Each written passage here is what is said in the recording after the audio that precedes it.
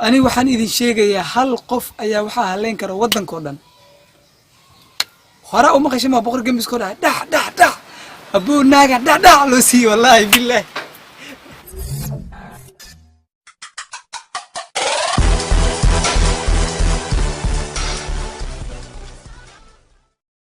السلام عليكم ورحمة الله وبركاته. مقعي عبد الغني محمد حسن يوتيوب شانل كداوني سنو ولوين في المس. فضلا هدي أدنو وسبتاي سبسكرايب صار قبل ذلك أنا فور فيديو وأنا لايك صار أصحاب تاذن وشير قري. أوكي.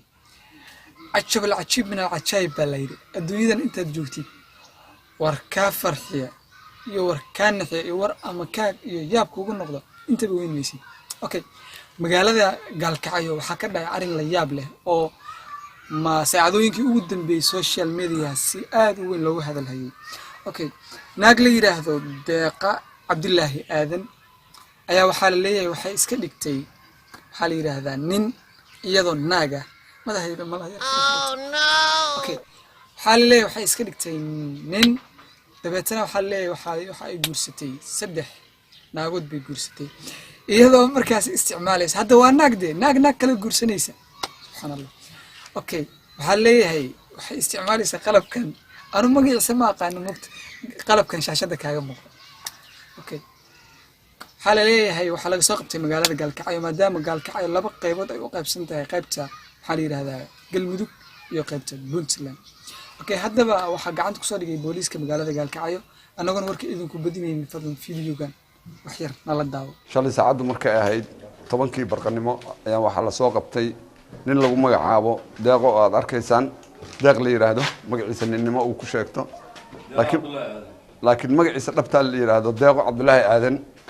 oo in muddo magaaladan ku noolayd oo matalaysa inay nin tahay dumar badan xiriir la yeelatay sida aragtaan hubaysan oo magaaladan muddo badan dhex maraysay iyadoo nin ah waxaan ku guuleysanay inaan helno muddo dheer ka bacdi inaan gacanta ku soo dhigno deeq oo magaciisu deeqa yahay baaritaan dheer ka bacdi waxaan ogaanay inay tahay qof haween ah ujeedada iyo danta ay kala haydna wali hadda baaritaan bay ku jirtaa marka sidaasayna waxaan noo cadeeyay ciidanka booliiska haween baa ku jira baaritaan ay ku sameeyeen baa waxaa ka soo baxday inay tahay qof haween ah iyada waa su'aali kartaan inay dumar tahay aniga hadda af jooga lama adeega iyada baa joogtaa waxaan waa waxay u isticmaali jirtay nin ahaan oo qalabka ninkay ka dhiganaysay dhexdu ugu xirnaa markii baaritaanka lagu sameeyay waxa ka soo baxay in waxaan ay nin ahaan u isticmaalaysay oo qalabka ninka khiyaaray gabadh iyadoo hadlaysa bal waatna iyadana bal codkeeda maqla inta liigu soo eedeeyay waa ay jidha waxa macnaha ma qof dumar ah tahay mise rag ayaa tahay dumar baana way maxay tahay sababaha macnaha keenay in awal lagu soo eedeeyay in qof dumar ah rag ahaana balse aad dib ugu bedeshay dumar noqoto maxaa kugu qasbay markii hore arrintan ku dhaqanto waxay ugu qasbay ma jiro